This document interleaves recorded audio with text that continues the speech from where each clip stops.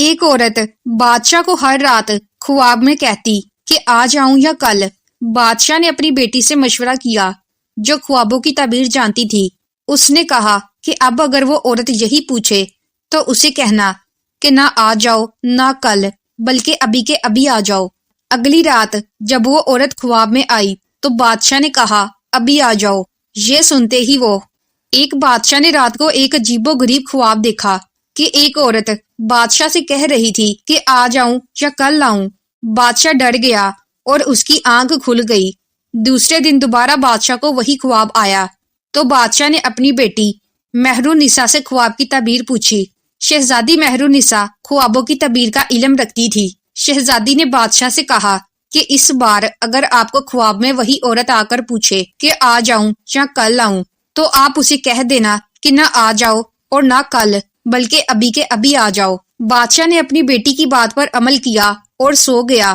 رات کو وہی عورت خواب میں آئی اور پہلے والا سوال کیا تو بادشاہ نے عورت سے کہا تم ابھی کے ابھی آ جاؤ۔ یہ سن کر عورت مسکرائی اور غائب ہو گئی۔ صبح بادشاہ جیسے ہی نیند سے بیدار ہوا تو ایک درباری نے بادشاہ کو اطلاع دی کہ پڑوسی ملک کے بادشاہ نے ہمارے ملک پر حملہ کر دیا ہے۔ بادشاہ نے فوراً اپنی افواج کو حکم دیا کہ جنگ کے لیے تیاری کی جائے، مگر دشمن افواج نے اچانک حملہ کر دیا تھا، اس لیے ان کے حملے کا جواب دینا اتنا آسان نہ تھا اور بادشاہ کی فوج کو پسپائی اختیار کرنا پڑی۔ جب بادشاہ کو یقین ہو گیا کہ اب شکست یقینی ہے تو وہ اپنی بیٹی کو ساتھ لے کر جنگل کی طرف بھاگنے لگا۔ بادشاہ کو جنگل میں ہی شام ہو گئی۔ بھاگ بھاگ کر شہزادی کے پاؤں میں چھالے پڑ گئے۔ جنگل کی باہر بادشاہ کو ایک گھر نظر آیا تو بادشاہ گھر کی طرف روانہ ہوا۔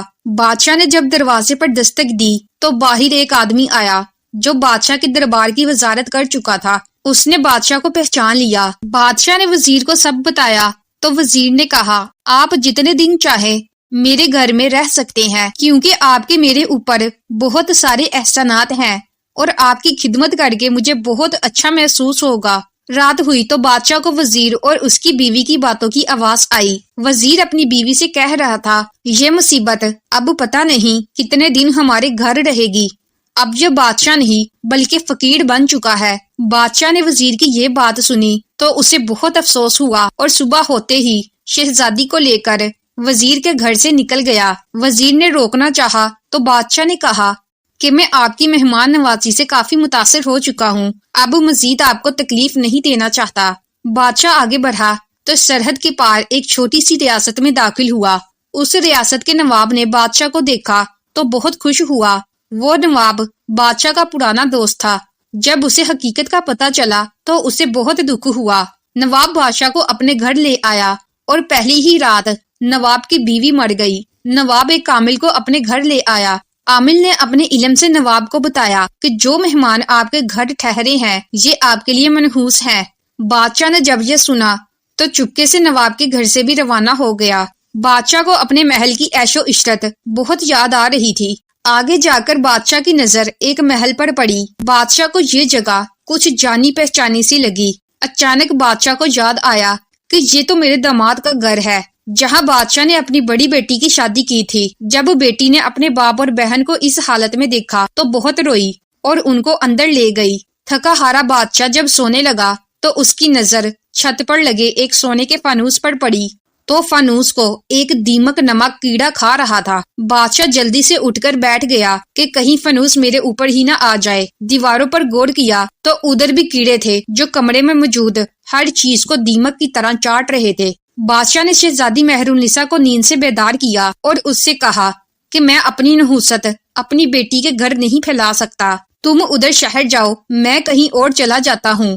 مگر شہزادی نے کہا کہ میں آپ کو اکیلا نہیں چھوڑ سکتی۔ پھر دونوں آدھی رات کو ہی وہاں سے روانہ ہو گئے۔ صبح کی اذان کے وقت دونوں باپ بیٹی کو ایک جھونپڑی نظر آئی جس کے اندر سے دھواں نکل رہا تھا۔ بادشاہ جھونپڑی کے اندر داخل ہوا تو ایک درویش بیٹھا ہوا تھا۔